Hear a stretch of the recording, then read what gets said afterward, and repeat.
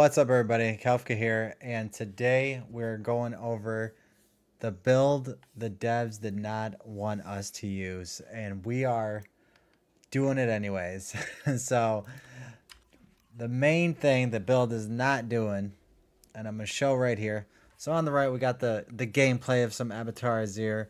On the left, we got the build, but what we don't see is the firebolt enchantment. We said, no way, we're not using it. We're trying something new. And we're still being tanky, but we're still doing damage with the lightning spear enchantment and the ice blades enchantment. These two things really make sense together. So we got lightning spear on the bar, we got flame shield on the bar, ice blades on the bar. Man, how many ice blades you gonna see in this video? You're gonna have to keep track. I don't know if you're gonna be able to count. It's too many. Teleport, ball lightning, and unstable currents. So, bring them back a little bit so you can see. So you can see the gameplay. Then we're going to go into some of the build here. Alright, so we are running about 19,000 attack power. And this scales. And I'll tell you why in a little bit. We got about 9k armor, but when we want to be even more tanky, boom, we got 10,500 armor. That's the beauty. If you're farming and you're like, you know what, I got to this level 11 and I could just farm this level 11 with being more tanky, it's safe. We like being safe. Safe is good. Safe is not dying. Go ahead and do it. That's what I'm saying. That's the Abattoir of Zir tip. Like, first things first, level up the glyph. don't mess it up. It's got to be high level. You're not going to, we already know that you're not going to do high tiers unless your glyph's high level. Farm something that's comfortable for you and you'll have a better time playing, and take breaks. Don't just sit here and farm this thing non-stop. Get mad because you can't progress. There's other things to do. Farm some Duriel, do some purple hell tides, the new event, whatever you want to do. Do some regular red hell tides. Heck, do some old school, what is it? Green hell tides, greenish blue hell tides. Read a book. I don't know. Like Kafka's like Kafka's YouTube channel. Subscribe. Whatever. Take a break. I like it. Alright, so we got about 21k life. I actually put this potion on because this potion's really good because it gives lucky hit and 15% life. So I would use the potion from the event in the Abattoir Zir with Stork because there's a lot of lucky hits on this build, and you're going to see it in a little bit here. You're going to see the lucky hits. They're coming out. Alright, so one other thing I want to show is this build does have very good resist, and I spec into it as well, so it is actually over 70% in the resist, which is pretty awesome. We are pretty decent in the crit damage.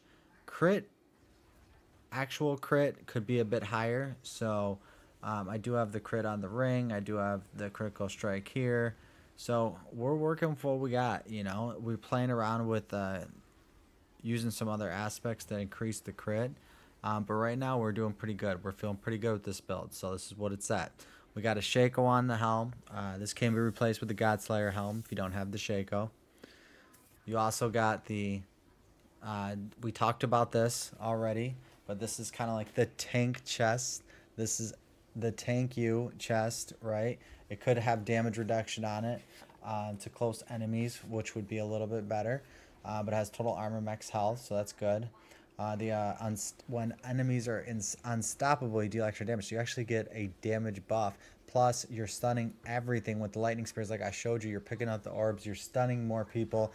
This thing kicks. So use that as well. Fist of Fate.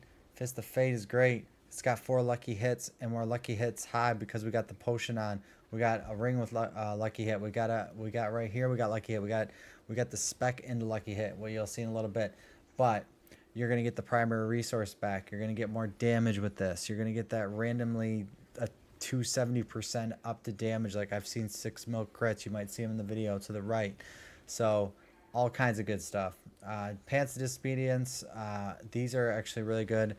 Besides one of the one of the dodge chance against close enemies is not very good. So that's that. Then we're gonna use flicker steps. You know what? You could use flicker steps. Esu's heirloom works too, but then you just have to change one thing. You have to change your ultimate, not your ultimate ability. You have to change, where is it? You have to change your key passive. So Vera's mastery is if you're going to be using flicker steps, and Esu is if you're going to be using the overflowing energy if you're going to be using S's. So, all right, weapon, deal damage to stunned. So many people are stunned in the video, so you're going to notice that people are stunned all the time. I could throw this on, even stun more, which does insane amount of damage. In this video, I don't have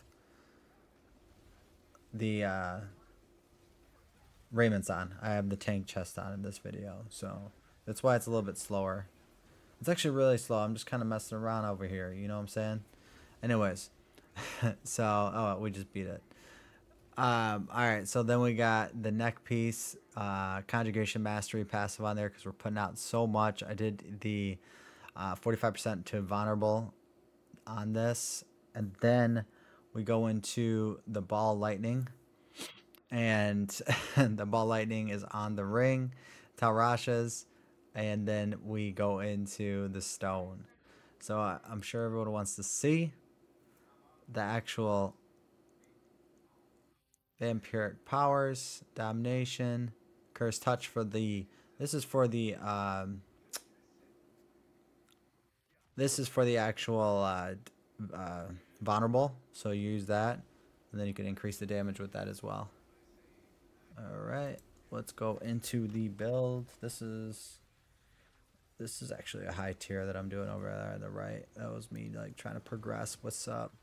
All right, so we're gonna go on skill tree. A couple things that are different that I'm using now because I'm not using Terminity. I know I took off the pants. I took off my pants. Give me a like for taking off my pants and subscribe to the channel. I appreciate it. All right, so firebolt doesn't matter which one you do because you're not using any of this crap anyways. All right, 3 points in devastation for more mana. Potent warding got some love in this build. Trying it out. 2 points. This is because now I have the actual chest on. So you go into Shimmering Teleport, which is pretty standard. You get all the defensive nodes here. You get the lucky hit. You max this out. Summon Ice Blades. 20% of enhanced Ice Blades cooldown reduction is applied to your other skills. This allows you to get all your stuff continuously back up. Very good. This allows you to stun. I did get this Icy Veil. This gives my barrier duration higher because I'm not using Terminity now, so I need a longer barrier.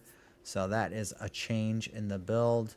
And then real quick in the Paragon tree, I'm just going to kind of go through what we're using. We are using Destruction. We are using Tears of Blood in the Static Surge.